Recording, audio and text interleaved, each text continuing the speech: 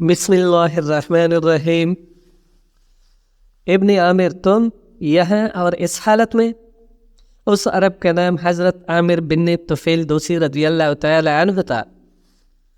وہ نہایت بہادر، مشہور شاہ سوار اور جنگجو تھے۔ انہوں نے کہا، ہاں میں دھوکہ کھا گیا۔ حضرت خالد رضی اللہ تعالی عنہ، وہ کیسے؟ حضرت عامر رضی اللہ تعالی عنہ نے اپنی اسیری کا تمام واقعہ حضرت خالد بن ولید رضی اللہ تعالی عنہ کو سنایا۔ چرواہا جو کچھ ان پر سختیاں اور زیادتیاں کرتا رہا تھا وہ بھی بیان کی۔ حضرت خالد بن ولید رضی اللہ تعالی عنہ کو غصہ آ گیا۔ انہوں نے تلوار کھینچ کر چرواہے پر ایسا وار کیا کہ اس کا سر قلم ہو کر دور جا گرا۔ سب سے پہلے انہوں نے حضرت عامر رضی اللہ تعالی عنہ کی مشقیں کھولی، پھر تمام بکریاں اپنے ساتھ لے لی۔ پھر حضرت عامر رضی اللہ تعالی عنہ سے دریافت کیا، ہمارا حد کہاں ہے؟ حضرت عامر رضی اللہ تعالی عنہ کو حضرت خالد بن ولید رضی اللہ تعالی عنہ نے حد دے کر حضرت ابو عبیدہ بن جراح کے پاس، جو ملک شام میں سپسالار تھے، بھیجا تھا۔ حضرت عامر رضی اللہ تعالی عنہ نے جواب دیا، حد میرے پاس موجود ہے۔ حضرت خالد، تم میں سفر کی قوت ہے؟ حضرت عامر، جی ہاں ہے۔ حضرت خالد، اچھا تو تم ابھی روانہ ہو جاؤ اور احتیاط کو اپنی چادر کر دانو۔ حضرت عامر رضی اللہ تعالی عنہ اسی وقت اپنی اونٹنی پر سوار ہو کر ملک شام کی طرف روانہ ہو گئے۔ حضرت عامر بن طفیل دوسی رضی اللہ تعالی عنہ ملک شام کی جانب نہایت احتیاط، ہوشیاری اور تیزی سے چلے جا رہے تھے۔ وہ ارکہ پہنچے۔ ارکہ کا قلعہ نہایت وسیع اور مضبوط تھا۔ وہ اسی کے سامنے سے ہو کر گزرے۔ جب پاٹک آیا تو انہوں نے دروازے میں سے ایک لڑکی کو نکلتے ہوئے دیکھا۔ وہ پہلی ہی نظر میں اسے پہچان گئے۔ وہ وہی لڑکی تھی جو انہیں ان کی گرفتاری سے پہلے بکریاں چراتی ہوئی ملی تھی۔ اس لڑکی کو ارکہ میں سے نکلتے دیکھ کر وہ نہایت معتجب ہوئے۔ انہوں نے اونٹنی روک لی۔ لڑکی بے تکلفی اور قدرے بے حجابی سے ان کی طرف بڑھی۔ جب وہ قریب آئی تو حضرت عامر رضی اللہ تعالی عنہ نے فرمایا، تم یہاں؟ لڑکی نے جواب دینے کی بجائے خود سوال کیا، تمہیں اس ظالم نے چھوڑ کیسے دیا؟ حضرت عامر رضی اللہ تعالی عنہ کو یہ مناسب نہ لگا کہ وہ اونٹنی پر سوار رہ کر لڑکی سے باتیں کرے، لہٰذا انہوں نے اونٹنی کو بٹھایا، نیچے اترے اور فرمایا، اس نے رہا کہاں کیا؟ اللہ تعالیٰ نے مدد بھیجی۔ اس کے بعد حضرت عامر رضی اللہ تعالی عنہ نے حضرت خالد بن ولید رضی اللہ تعالی عنہ کے آنے اور اپنی رہائی پانے کا حال تفصیل سے سنایا۔ لڑکی نے کہا، اللہ کا شکر ہے۔ حضرت عامر رضی اللہ تعالی عنہ، بیٹی تم نے مجھ سے اظہار ہمدردی کیا تھا، میں تمہارا شکریہ ادا کرنا چاہتا تھا۔ لڑکی، مجھے آپ سے ہمدردی ضرور پیدا ہو گئی تھی، مگر میں کچھ نہ کر سکتی تھی۔ وہ نہایت ہی بدماش تھا اور اس کا آقا قدہ اس سے بھی زیادہ شریر تھا۔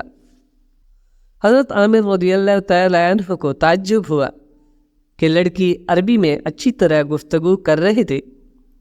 وہ خوبصورت تھی، اس کا رنگ کھلا ہوا گندمی تھا، حد و حال نہایت دلکش تھے، آنکھیں بڑی بڑی اور بہت ہی اچھی تھی۔ اس کی صورت میں ایسی جاذبیت تھی، کشش تھی کہ دیکھنے کو جی چاہتا تھا۔ وہ عیسائی لڑکی تھی۔ عیسائی لڑکیوں میں بے پردگی کی وجہ سے حجاب نہیں ہوتا، لیکن اس میں حجاب تھا۔ وہ حیابار آنکھیں اٹھا کر جب بات کرتی تھی تو اس کی صورت اور بھی بلی معلوم ہونے لگتی تھی، اور بھی پیاری معلوم ہونے لگتی تھی۔ حضرت عامر رضی اللہ تعالی عنہ نے کہا، تم ارکہ میں کیوں آئی تھی؟ لڑکی، آپ کی رہائی کی تدبیر کرنے۔ حضرت عامر رضی اللہ تعالی عنہ نے کہا، تم نے میرے لیے بڑی زحمت گوارا کی، لیکن ارکہ کا حاکم تمہاری کیا مدد کر سکتا تھا؟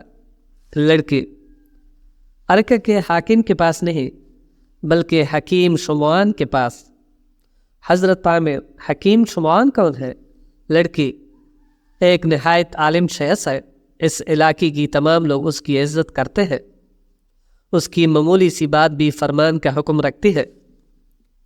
معمولی آدمی تو کیا، اعلیٰ حکام اور فرمان روا بھی اس کی بات کو نہیں ٹال سکتے۔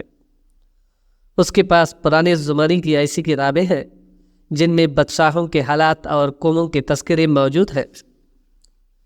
گزرے ہوئے واقعات کے علاوہ آئندہ کے بھی کچھ حالات درج ہیں۔ میں نے ان سے آپ کا ذکر کیا، انہوں نے کہا وہ اس قوم کا فرد ہے جس کی حمایت اللہ تعالیٰ کر رہا ہے۔ اس کی قوم تمام ملک شام پر قابض ہو جائے گی، اللہ تعالیٰ اسے رہا کرائے گا۔ حضرت عامر رضی اللہ تعالی عنہ تو کیا حکیم کاہن ہے اور عارف ہے؟ عرب میں حضور صلی اللہ علیہ وآلہ وسلم کی ولادت کے وقت بہت سے ایسے لوگ تھے جو غیبدانی کا دعویٰ کرتے تھے۔ ان میں سے گزشتہ حالات بتانے والوں کو کاہن اور آئندہ کے حالات بتانے والوں کو عارف کہتے تھے۔ لڑکے نہیں، نہ وہ کاہن ہے نہ عارف، البتہ ان کتابوں کے عالم ہیں جن میں گزشتہ حالات اور آئندہ کے واقعات لکھے ہیں۔ ان کتابوں کو ملاحم کہتے ہیں۔ ملاحم جمع ہے ملحمہ کے۔ ملحمہ کے معنی مفسرین نے فتنہ اور شورش اور حرب کے لکھے ہیں، یعنی وہ کتاب جس میں لڑائی، فتنہ اور شورش کا تذکرہ ہو۔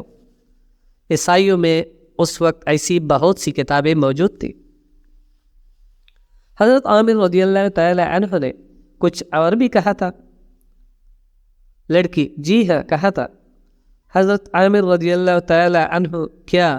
لڑکی کہا تھا کہ ایران کی طرف سے سب سے پہلا اسلامی عالم جو آئے گا وہ سیاہ رنگ کا ہوگا، اور اس لشکر کا سردار نہایت قوی ہیکل، گرانڈیل اور گداز جسم کا ہوگا۔ اس کے دونوں ہونٹوں میں بڑا فرق ہوگا، ان کے چہرے پر چچک کے نشان ہوں گے۔ یہ شخص ملک شام کو فتح کرے گا۔ حضرت عامر رضی اللہ تعالی عنہ اللہ تعالیٰ کی قسم ہمارا علم سیاہ ہے، ہمارا سردار ایسا ہی ہے جیسا شمعون نے بیان کیا ہے۔ بیٹی کیا ایک بات بتاؤ گی؟ لڑکی پوچھئے۔ حضرت عامر رضی اللہ تعالی عنہ تمہیں میری ذات سے اس قدر ہمدردی کیوں ہوئی؟ لڑکی میں نہیں جانتی، مجھے خود حیرت ہے۔ حضرت عامر رضی اللہ تعالی عنہ تم نے شمعون سے نہیں پوچھا؟ لڑکی کہتی ہیں کہ پوچھا تھا، وہ کہتے ہیں میرا یعنی لڑکی کا کوئی راز ہے، وہ راز اسے معلوم ہے، اس ہمدردی کا تعلق اس راز سے ہے۔ حضرت عامر رضی اللہ تعالی عنہ حیرت ہے تمہارے راز کو میری ہمدردی سے کیا تعلق؟ میں پہلے کبھی اس نواح میں نہیں آیا۔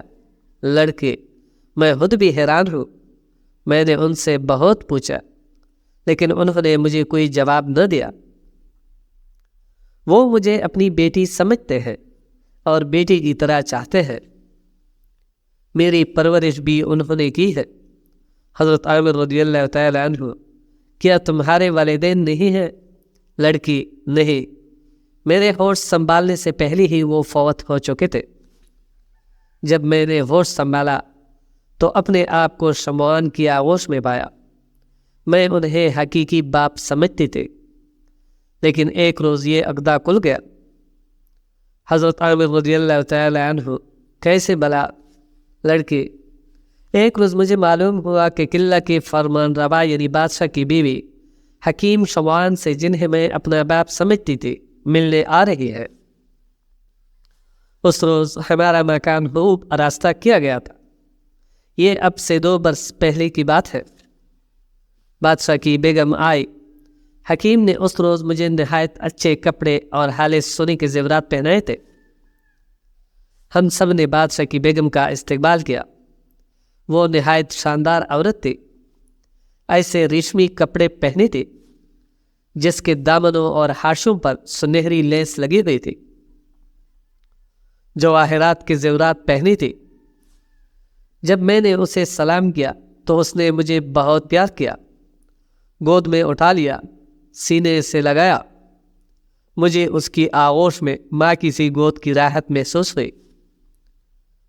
وہ جتنی دیر بھی ہمارے مکان میں ٹہرے مجھے اپنے ساتھ رکھا، اپنے کئی زیور اتار کر مجھے پہنائے۔ جب وہ رخصت ہونے لگی تو حکیم شمان کے ہاتھ کمرے میں کچھ باتیں کرنے کے لیے گئے۔ اتفاق سے میں بھی اس کمرے کے پاس والے کمرے میں کچھ لینے گئی۔